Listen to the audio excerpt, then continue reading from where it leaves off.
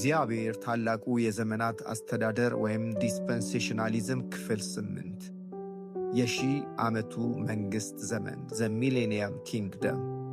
ሰላም ቅዱሳን፣ ዛሬ ለ8 ተከታታይ ቀናት ስናደርገው የቆየነው ጥልቅ የመጽሐፍ ቅዱስ ጥናት ማጠቃለያ ላይ ደርሰናል።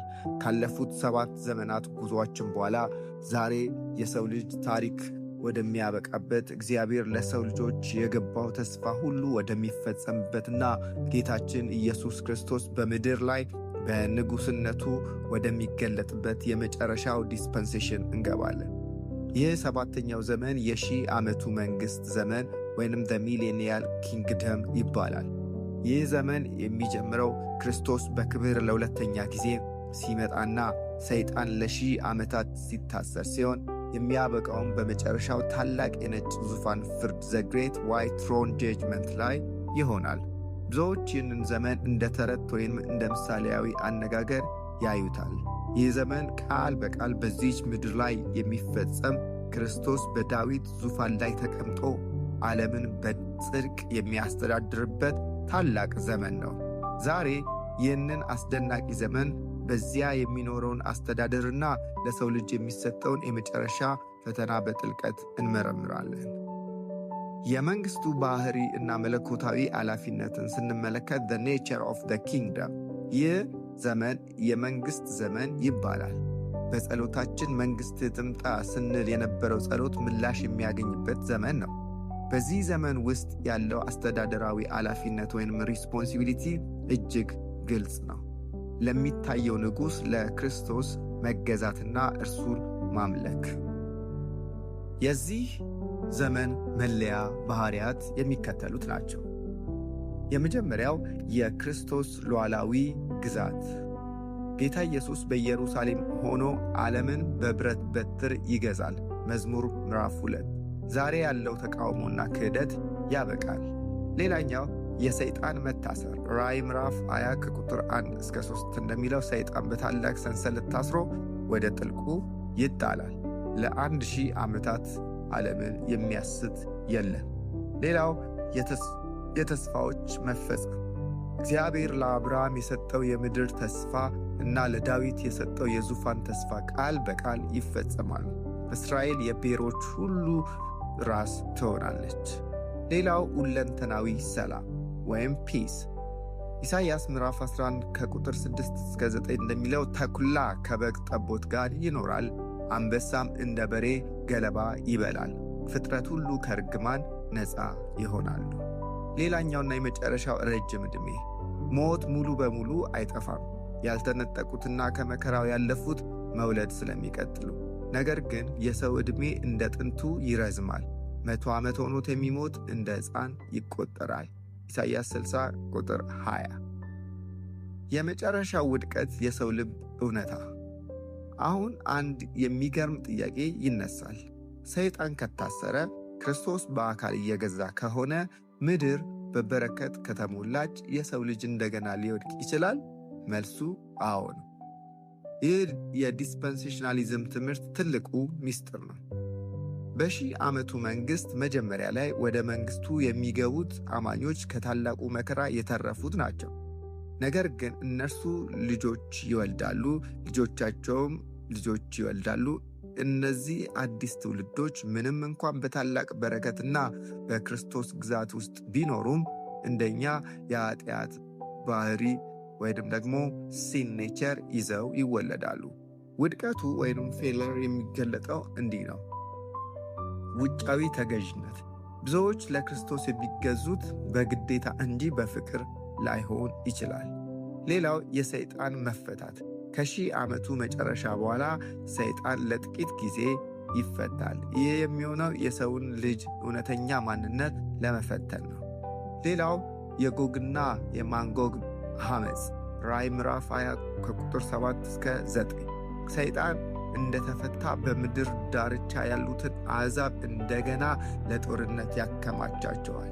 የሚገርመው ቁጥራቸው እንደ ባህር አሸዋ መሆኑ ነው።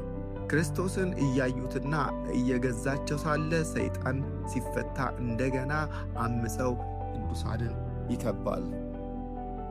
ይህ ውድቀት የሚያስተምረን ታላቅ እውነት አለ። የሰው ልጅ ችግር አካባቢው ወይም ኢንቫይሮንመንቱ ሳይሆን ልቡ ነው። ፍጹም በሆነው መንግሥት ውስጥ እንኳን ያለ እግዚአብሔር አዲስ ልደት ወይም ሪጀነሬሽን የሰው ልጅ ዘላቂ ለውጥ ሊያመጣ እንደማይችል ይህ ዘመን ያረጋግጣል። መለኮታዊ ፍርድና የሞት ፋይናል ጀጅመንት ስንመለከት ይህ ዘመን የሚጠናቀቀው በታሪክ ውስጥ በታዩ የመጨረሻና ታላላቅ ፍርዶች ወይንም ጀጅመንት ነው። አንደኛ፣ የአመፀኞች መጥፋት። በቅዱሳን ላይ የዘመቱት አሕዛብ ሁሉ ሰማያዊ እሳት ወርዶ ይበላቸዋል። ሰይጣንም ለዘላለም ወደ እሳት ባህር ይጣላል። ሁለተኛ፣ ታላቁ የነጭ ዙፋን ፍርድ። ራእይ ምዕራፍ 20 ከቁጥር 11 እስከ 15። ሙታን ሁሉ ያላመኑት በዙፋኑ ፊት ይቆማሉ። መጽሐፍት ይገለጣል። ስሙ በሕይወት መጽሐፍ ያልተገኘ ሁሉ ወደ እሳት ባህር ይጣላል። ይህ የሁለተኛው ሞት ነው። ሦስተኛና የመጨረሻው የአሮጌው ሰማይና ምድር ማለፍ። ይህች በኃጢአት የረከሰች ምድርና ሰማይ በእሳት ይቀልጣሉ። ሁለተኛ ጴጥሮስ ምዕራፍ 3 ከቁጥር 10 እስከ 12። እግዚአብሔር ሁሉንም ነገር አዲስ የሚያደርግበት ጊዜ ይመጣል። የእግዚአብሔር ታማኝነትና ዘላለማዊ ክብር the grace and eternal state። በመጨረሻም የእግዚአብሔር ጸጋና ታማኝነት ድል ያደርጋል። የሺህ ዓመቱ መንግሥት መጋቢነት ቢያበቃም ክርስቶስ ግን ለዘላለም ይነግሣል። የአዲሲቱ ኢየሩሳሌም መውረድ፣ ሞት፣ ሐዘን፣ ጩኸትና ሥቃይ የሌለባት አዲሲቷ ኢየሩሳሌም ከሰማይ ትወርዳለች። እግዚአብሔር ከሰው ጋር መሆን። እነሆ የእግዚአብሔር ድንኳን በሰዎች መካከል ነው፣ ከእነርሱም ጋር ያድራል። ራእይ ምዕራፍ 21 ቁጥር 3። ይህ የዘመናት ሁሉ ምኞት ፍጻሜ ነው። በዚህ 8 ቀናት ጥናታችን ውስጥ እንዳየነው እግዚአብሔር በተለያዩ መንገዶች ሰውን ቢፈትነውም ሰው በሁሉም ዲስፐንሴሽን በመውደቅ አጠናቋል። ነገር ግን እግዚአብሔር በእያንዳንዱ ውድቀት ውስጥ የጸጋውን መንገድ ክርስቶስን አሳይቷል። በሺህ ዓመቱ መንግሥት መጨረሻ ላይ እግዚአብሔር ጻድቅ መሆኑ፣ ሰው ደግሞ ኃጢአተኛ መሆኑ በጽንፈ ዓለም ፊት ይረጋገጣል። ክብር ሁሉ ለጸጋው አምላክ ይሁን። የጠቅላላ ተከታታይ ትምህርት ማጠቃለያ። ቅዱሳን ላለፉት 8 ቀናት ከንጽሕና ዘመን እስከ ሺህ ዓመቱ መንግሥት ድረስ ያለውን የእግዚአብሔርን ታላቅ የአስተዳደር መዋቅር አይተናል። መጽሐፍ ቅዱስም የተበታተነ ታሪክ ሳይሆን ዓላማ ያለው የእግዚአብሔር የክብር መገለጫ መጽሐፍ ነው። ዛሬ እኛ ያለነው በ6ኛው ዘመን በጸጋ ዘመን ውስጥ ነው። ይህ ዘመን ሊያልቅ ጥቂት ሰዓታት ብቻ የቀሩት ይመስላል። ቀጥሎ የሚመጣው መነጠቅና የመከራ ዘመን፣ ከዚያም ዛሬ ያጠናነው የሺህ ዓመቱ መንግሥት ነው። ጥያቄው በዚህ ታላቅ እግዚአብሔር ዕቅድ ውስጥ የእርሶ ድርሻ ምንድን ነው?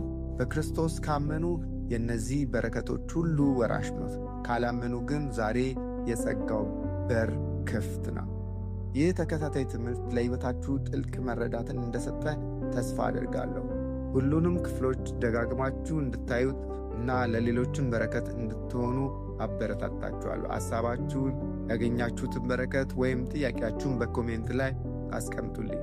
በሌላ ጥልቅ የመጽሐፍ ቅዱስ ጥናት እስክንገናኝ ድረስ በቃሉ ዕውቀትና በጌታ ጸጋ እደጉ። ጌታ ኢየሱስ አብዝቶ ይባርካችሁ። ማራናታ